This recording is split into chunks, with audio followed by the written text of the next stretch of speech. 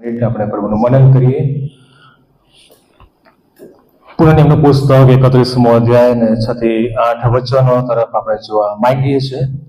મારા મિત્રો, દર વર્ષની જેમ 31મી ડિસેમ્બરની રાત્રિ કે જે અત્યારનો આ સમય છે અને 1 જાન્યુઆરી 2025ની સુંદર સવાર કે જે આપણી રાહ જોઈ રહી છે અને એ કલાકોમાં આપણે એ નવા વર્ષમાં પણ પ્રવેશ પામીશું પ્રભુની કૃપામાં. આવાલા મિત્રો, નવું વર્ષ એ વેલકમ કરવાને માટે જોઈ રહ્યું છે, આપણી રાહ જોઈ રહ્યું છે. ભલા મિત્રો, જ્યારે આપણે પાછું વળીને જોઈએ છે, ભૂતકાળ તરફ જોઈએ છે, પાછળ જોઈએ છે, ત્યારે 2024ના એ વર્ષ, એ મહિનાઓ અને દિવસો અને સમયો તરફ આપણે નજર કરીએ છીએ ત્યારે એ મહત્વપૂર્ણ બાબતો અને બનાવો અને ઘટનાઓ એ આપણા મગજ તરફ આપણે યાદ કરીએ છીએ, યાદ આવે છે. બધી બાબતો આપણને યાદ આવે છે. બનાવમાં ક્યાંક આનંદના પણ બનાવો હોઈ શકે અને દુઃખના અને માઠા સમયો પણ હોઈ શકે અને એવા અવસરો અને સમયો આપણા જીવનમાં પણ આવ્યા હશે. કદાચ એ માંદગીના સમયો હોઈ શકે અને દુઃખના સમયો હોઈ શકે, વાલાઓના વિયોગના પણ એ સમય હોઈ શકે, ક્યાંક રડવાના પણ સમય આવ્યા હશે. કદાચ ઘણા નોકરી ગુમાવવાનો સમય આવ્યો હોય, અભ્યાસમાં નો પ્રશ્ન હોઈ શકે, કુટુંબના પ્રશ્નો, દુઃખો, નિરાશા, હતાશા, ઘણી બધી બાબતો એ જ્યારે પાછું વળીને બધા મિત્રો આપણે જોઈએ છીએ ત્યારે એ બધી જ ઘટના અને સમસ્યા તરફ આપણે વિચારીએ છીએ ત્યારે ક્યાંક ડર લાગે છે, ક્યાંક ગભરાટ લાગે છે. ભલા મિત્રો, પ્રભુ એ વિશ્વાસ યોગ્ય પ્રભુ છે. આપણો પ્રભુ એ મનુષ્યના મનને પારખનાર અને જાણનાર પ્રભુ છે. આપણો પ્રભુ એ પોતાના લોકોને પ્રેમ કરનાર પ્રભુ છે. એ પ્રેમનો પ્રભુ છે કે જે આપણને સતત ચાહે છે અને પ્રેમ કરે છે. પ્રભુ એ આપણને એ વચનો આપ્યા છે કે જેના દ્વારા એ વચનોથી આપણને ઉત્તેજન મળે છે, એ વચનોથી આપણને હિંમત મળે છે, એ વચનો દ્વારા આપણને બળ અને સામર્થ્ય મળે છે આગળ વધવાને માટે. પ્રભુ આપણને હિંમત અને બળ પૂરા પાડે છે. જે વચન વાંચવામાં આવ્યું 6 થી 8 કલમ પુનઃનિયમ 31, પ્રભુ દરરોજ આ જ વાક્ય કહે છે જે હમણાં વાંચવામાં આવ્યું પ્રમાણે કે હે મારા દીકરા, પ્રભુ કહે છે કે મારી દીકરી ને મારા દીકરા, તો 20માં તે તને છોડી દેશે નહીં. મારા દીકરા અને દીકરી, તો 20માં તે તને છોડી દેશે નહીં અને તજી દેશે નહીં. 20માં અને હબકી જઈશમાં, 20માં અને હબકી જઈશમાં. વચન કહેશે પ્રભુ તારી સાથે રહેશે, પ્રભુ તારી સાથે રહેશે.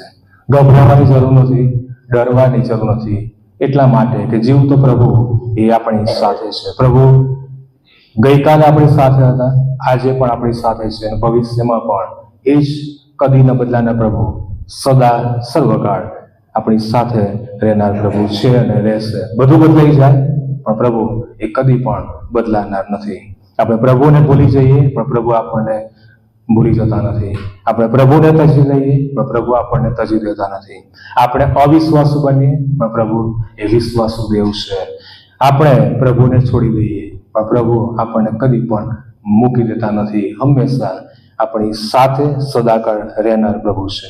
હવાલા મિત્રો, 2024ના વર્ષમાં પ્રભુ અલગ અલગ રીતે આપણી સર્વની સાથે રહ્યા અને 25ના વર્ષમાં પણ પ્રભુ એ જ રીતે સદાકાળ આપણી સાથે રહેનાર પ્રભુ છે. જેમ ગીતમાં ગાયું પ્રમાણે, ઈશ્વર ગતકાળમાં થયો સહાય, ભવિષ્યની છે આસ.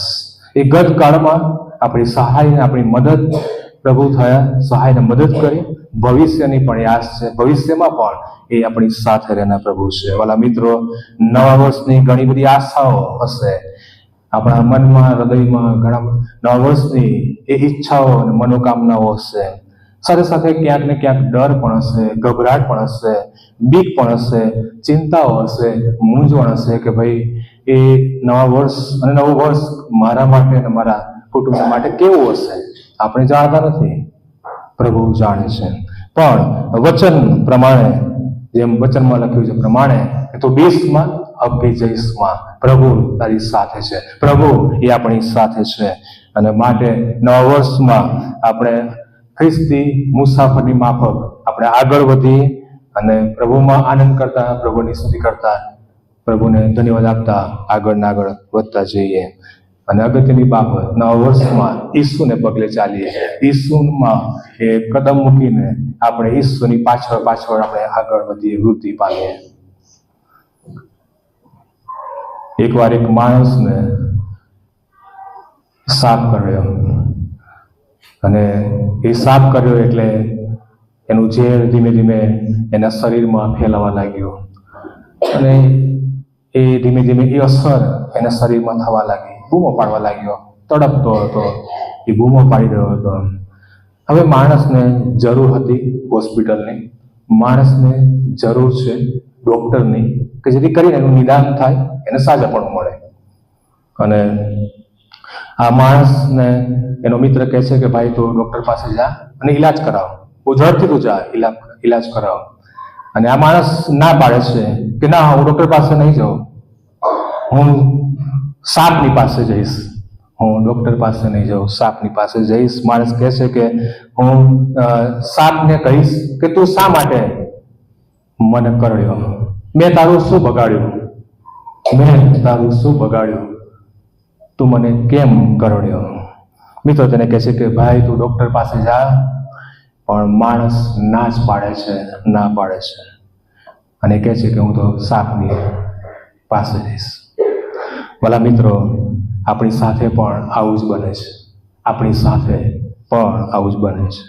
લોકો આપણી ઈર્ષા કરે, લોકો આપણું ગુંડું કરે, લોકો કદાચ આપણને પરેશાન પણ કરે, અથવા તો સાપની જેમ જે આ માણસને સાપ કર્યો, લોકો આપણને કરડે, તેની વાત આપણે કરીએ છીએ અને એ બાબત આપણે કહીએ છીએ કે હું કામ કરીશ.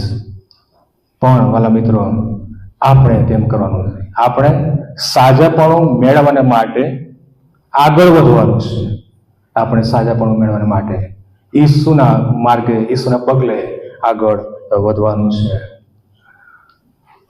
હમણાં જ પાછલા દિવસમાં કોઈ વ્યક્તિએ મેં સાંભળ્યું અને કીધું કે કોઈ આપણા વિશે શું કહે છે અને શું બોલે છે, કઈ વખત આપણે બહુ યાદ કરીએ નહીં કે ફલાણે આમ કર્યું ને ફલાણીએ આમ કર્યું વગેરે. પણ એ વ્યક્તિએ બહુ સરસ કીધું કે લોકો જે કહેતે, પણ એક બાબત હું કરું છું. એ વ્યક્તિ એમ કીધું કે પ્રાર્થના કરીએ, પ્રાર્થના કરીએ. અને બહુ સરસ બાબત છે. આપણે બીજી બધી બાબતો ને યાદ કરવા કરતા અથવા તો એને વાગોળવા કરતા મહત્વનું એ છે કે આપણે પ્રાર્થના કરીએ. નવા વર્ષમાં પ્રવેશ પામીએ અને આગળ વધીએ ત્યારે પ્રાર્થના સાથે આપણે આગળ વધીએ. મિત્રો, આ માણસ તેને સાપ કર્યો, એ ડોક્ટર પાસે જવું જોઈતું હતું, કે ના હું સાપની પાસે જઈશ. આપણે એવું કરવાનું નથી. આપણે સાજાપણા તરફ આગળ વધવાનું છે. વચન કહે છે કે ભૂતકાળને ભૂલી જાઓ અને આગળ વધો. એ પુરાતન બાબતોને, ઘટનાઓને, એ ભૂતકાળને તમે દફન કરી દો, ભૂલી જાઓ અને આગળ વધો. 2024 અને પાછળની વાતો હવે એ પૂરી થઈ ગઈ છે, એ પાછી આવવાની નથી. એ દુઃખ હવે જતું રહ્યું છે. એ કદાચ લોકોએ આપણા વિશે ખરાબ કર્યું હોય, કદાચ આપણને ઠેસમાં પહોંચી હોઈ શકે, ખરાબ થયું હોય, કર્યું હોય, આપણે માફ કરીએ, આપણે એમને ક્ષમા આપીએ અને આપણે તેમના માટે પ્રાર્થના કરીએ. અને પ્રાર્થના સાથે આપણે નવી દિશામાં, નવા દર્શન સાથે, નવા ધ્યેય સાથે આગળ વધીએ. પ્રભુ એ તમારા જીવનમાં નવું કંઈક કરવા માંગે છે. સાપની પાછળ નહીં, પણ વાલા મિત્રો, આ નવા વર્ષમાં નવી શરૂઆત કરીએ. ઈસુની પાછળ અને પાછળ આપણે ચાલીએ. વાલા મિત્રો, નવા વર્ષના દરવાજા આગળ હું અને તમે આપણે આવીને ઊભા છે ત્યારે પ્રભુ આપણને ફરી એકવાર એક નવી તક આપે છે. આપણા પ્રભુ એ બીજી તકનો પ્રભુ છે. પ્રભુ આપણને તક આપે છે. 2025નું નવું વર્ષ કે જે આપણી સામે છે, રાહ જોઈ રહ્યું છે વેલકમ કરવા માટે. પ્રભુ એ તક આપી છે, સમય પ્રભુએ આપણને આપ્યો છે. આવો પ્રાર્થના સાથે એકબીજાને માફ કરીને, ભૂતકાળને દફન કરીને, બધું ભૂલી જઈને નવેસરથી નવી રીતે નવા દર્શન સાથે નવા ધ્યેય સાથે આગળ વધીએ. મારી પ્રાર્થના અને શુભેચ્છા છે આપણ સર્વના માટે અને આ મંડળીના માટે નવું વર્ષ આપણ સર્વના માટે આનંદદાયી અને આશીર્વાદિત બની રહે. God bless.